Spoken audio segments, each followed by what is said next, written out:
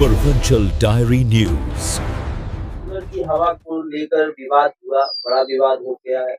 वर्तमान में आप पीड़ित परिवार से घर आए हैं, क्या मांग है इनकी? सबसे पहले तो आप सभी पत्रकार साथियों का मैं बहुत-बहुत धन्यवाद देना चाहता हूँ। आप लोगों ने गाँव में आप लोगों ने आने का काम किया और ये मुझे विश्वास है कि आपके पेपर के माध्यम से, आपके कलम की ताकत से, आपके कैमरे की ताकत से ये आवाज़ उन लोगों तक जाएगी, जहाँ से इस परिवार के लोगों को न्याय मिल सके। और चूँकि मैं इस क्षेत्र का जिला पंचायत सदस्य भी हूँ और इस गाँव के लोगों ने अपना प्यार और अपना आशीर्वाद दे करके आज के 5 साल पहले इन लोगों ने आशीर्वाद दे करके मुझे अपना बेटा बनाया था और तब से लेके अब तक तो मैं लगातार चलता ही रहता हूँ। लेकिन जो ये घटना घटी है काफ़ी मतलब इस तरह की घटना तो नहीं ही घटनी चाहिए और जिसमें अमित चंद जी जो अब इस दुनिया में नहीं है, वो उस हमले में जो झगड़ा हुआ था उसमें उनका देहांत हो गया। अभी पता चला कि राजकुमार जी अपने घर के इकलौते कमाने खिलाने वाले व्यक्ति में से थे और वो भी आज की डेट में अस्पताल में है, जीवन और मौत के बीच संघर्ष कर रहे हैं। लेकिन अभी अच्छा सूचना ये मिला कि कल उनका ऑपरेशन हुआ, ऑपरेशन सक्सेसफुल हुआ और खतरे से फिलहाल बाहर बताए जा रहे हैं। तो मैं तो ऊपर वाले से यही प्रार्थना करूंगा कि जल्द से जल्द स्वस्थ होकर के राजकुमार जी अपने घर पे आवें।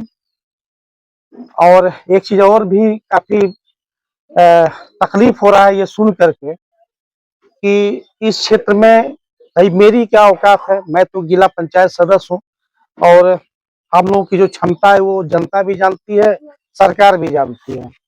लेकिन सबसे बड़ा दुख इस बात का है कि वर्तमान में इस क्षेत्र में विधायक और यहाँ के पूर्व विधायक या वर्तमान सांसद या पूर्व सांसद जैसे जिम्मेदार व्यक्ति जिनको आकर के इस परिवार का हौसला बढ़ाना चाहिए, परिवार की हिम्मत बढ़ानी चाहिए और जो मदद सरकार की तरफ से हो सके वो यथासंभव वो दिलाने का भी काम करना चाहिए, देने का भी काम करना चाहिए।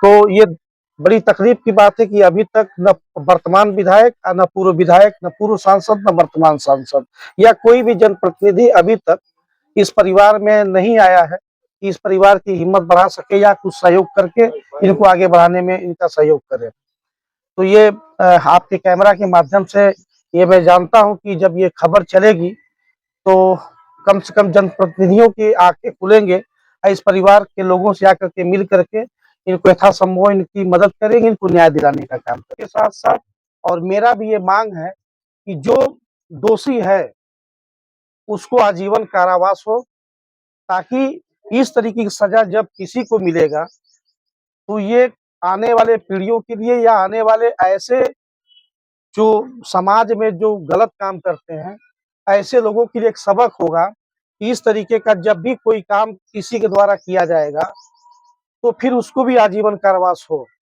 तो जब ये एक कठोर सज़ा जब उस व्यक्ति को मिलेगी, तो समाज भी सुधरेगा और सामाजिक व्यवस्था भी सुधरेगी। तो मेरी भी ये माँग है जिला पंचायत सदस्य होने की हैसियत से और इस परिवार के, इस गाँव की तरफ से ये मैं माँग करता हूँ कि उस व्यक्ति को जो दोषी है उसको आजीवन कारावास हो, कोई कोताही न बरते। सर, अब सरकार को सहयोगी दल है, परिवार को सरकारी अनुदान से कुछ आर्थिक सहयोग मिलेगा? क्योंकि आर्थिक स्थिति बहुत ही कमजोर है। हम परिवार के साथ हमारी पूरी सहानुभूति है, परिवार के साथ मैं चल रहा हूँ और व्यक्तिगत रूप से मैं खुद यहाँ चल करके इसलिए भी आया हूँ कि अभी तक न कोई सरकारी व्यवस्था आई, न सरकार से जुड़े हुए जो जिम्मेदार लोग हैं या वर्तमान या पूर्व, कोई अभी तक नहीं आया। तो हम तो इसीलिए यहाँ पे आए हैं कि एक तो इस गाँव के लोगों ने जो आशीर्वाद दिया था उसका कर्ज तो मेरे ऊपर है ही, वो तो इस जन्म में कभी उतार ही नहीं सकता। तो मैं अपने तरफ से इसलिए यहाँ पे आया हूँ कि कम से कम इस परिवार के साथ चल करके कुछ सहयोग भी हम करें, जो मुझसे बन सकता है। रहा सवाल सरकारी मदद की बात, तो वो जिस लेवल की जो चीज़ें होती हैं उस लेवल के लोगों से कहने में ज़्यादा अच्छा लगता है। इसीलिए मैं आपके कैमरा के माध्यम से वर्तमान विधायक और पूर्व विधायक, वर्तमान सांसद, पूर्व सांसद या जितने भी जनप्रतिनिधि जो अपने आप को जनता का सेवक बोलते हैं या कहते हैं कि हम जनता के हितैषी हैं और जनता के सुख दुख में हम चलने का काम करेंगे, ऐसे लोग आज धीरे धीरे हफ्तों हो रहे हैं घटना को और अभी तक कोई यहाँ पे नहीं आया। कोई आलोक जी, बात आपने लेवल की है, बात आपने लेवल की है। आप अपने आप को छोटा क्यों महसूस करते हैं? क्योंकि आप हमेशा सुख और दुख में खड़े रहते हैं। लेवल बनाने से नहीं होता, पब्लिक लेवल बनाती है, खुद कोई लेवल नहीं बनाता है। इसीलिए हम अपने लेवल के हिसाब से इस परिवार में आए हैं, ताकि हम जब सहयोग करेंगे या कभी कभी होता है ना कि जब एक आदमी आगे बढ़ता है तो उसको देख करके पीछे पीछे से भी लोग आते हैं। अभी वर्तमान इसके पहले एक घटना घटी थी सुदुआ पार में, जो तीन तीन चार चार बच्चे अनाथ हो गए थे, बिजली के करंट से माँ बाप दोनों का देहांत हो गया था। और उस समय मेरे आने से पहले वर्तमान विधायक राजेश त्रिपाठी जी वहाँ पे आए थे।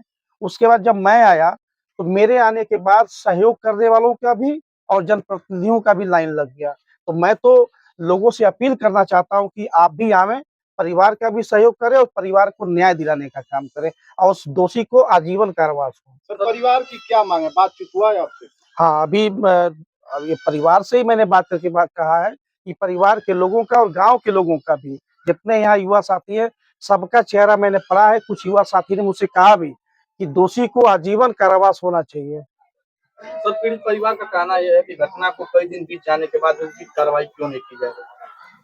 अब इसका जवाब तो मैं कह तो रहा हूँ कि वर्तमान विधायक और वर्तमान सांसद को देना चाहिए, क्योंकि आप पावर में भी हैं, सत्ता में भी हैं। उसी पार्टी का मैं भी सेवक हूँ, ऐसा नहीं कि नहीं हूँ, लेकिन एक जिला पंचायत की जो व्यवस्था होती है उस किसी से छुपी नहीं है। तो हम तो उनसे भी कहेंगे यहाँ से जाने के बाद, और आपका ये कैमरा भी कहेगा उन तक पहुँचने के बाद।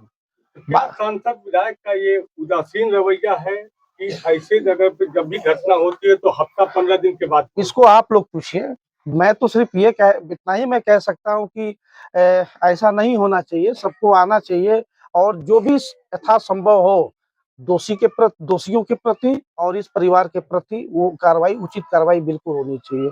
रहा सवाल मेरी व्यक्तिगत, तो मैं इस इस इस बात की एक घोषणा करता हूँ कि अभी हमारे बीच साहिल यादव जी और अविनाश यादव जी जो अस्पताल से वापस आ चुके हैं, इनकी दवा के लिए हमारी मानव शिक्षा सेवा संस्थान के माध्यम से और मेरे तरफ से व्यक्तिगत रूप से 10-10 हजार रुपये का चेक मैं दे करके जाऊंगा, ताकि इससे कुछ तो मदद इनकी हो सके। दूसरी चीज, आमिर चंद जी जो अभी दुनिया में नहीं है, उस परिवार को भी आर्थिक सहयोग के रूप में या मदद के रूप में जो भी है, कोई गांव के लोग अन्यथा नहीं लेंगे। जो मेरी क्षमता है उस क्षमता के अनुसार 10 हजार का चेक मैं यहाँ भी दे करके जाऊंगा। और राजकुमार जी जो इस समय काफी कठिन स्थिति से गुजर रहे हैं, भगवान करे कि वो जल्दी से स्वस्थ होकर के हम लोगों के बीच आवे और हम भी उनके बीच आ जाएं। तो जब तक वो अस्पताल से नहीं आएंगे तब तक हर महीना 10 हजार रुपया हमारे तरफ से, हमारी मानव शिक्षा सेवा संस्थान की तरफ से, और आज 10 हजार रुपये का चेक। तो आज 10 हजार का चेक अमित राजकुमार जी के लिए, और जब तक वो अस्पताल से लौट के नहीं आएंगे, जितने दिन अस्पताल में रहेंगे, हर महीना 10 हजार रुपये का सहयोग उनकी दवा के लिए हमारी तरफ से जाता रहेगा, ताकि उनकी मदद हो सके और गाँव के लोग खुशहाल हो सके।